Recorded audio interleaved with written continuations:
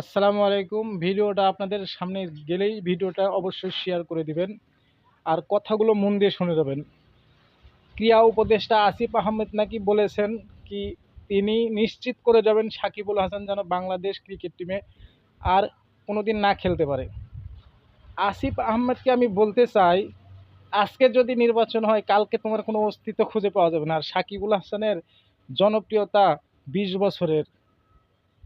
তোমার মতো আসিফ আহমেদ প্রতিদিন একটা করে জন্ম দেওয়া যাবে, কিন্তু একটা সাকিবুল হাসান জন্ম দিতে প্রায় 20 বছর লেগে গেছে। সাকিবুল হাসানের পায়ের নখের যোগ্যও না তুমি, আর তুমি এত বড় কথা বলার সাহস কোথায় পাও? তোমার 48 ঘন্টার মধ্যে তুমি নিজে পদত্যাগ করবে, না হলে আমরা যারা ক্রিকেট ভক্তরা আছি তারা তোমার প্রতি বিক্ষোভ মিছিল বের করব। আর আপনারা সবাই ভিডিওটা শেয়ার করে দিবেন আর আসিফ মোহাম্মদকে বুঝিয়ে দিবেন নাকি বাংলাদেশের ক্রিকেট ভক্তরা কতটা শক্তিশালী।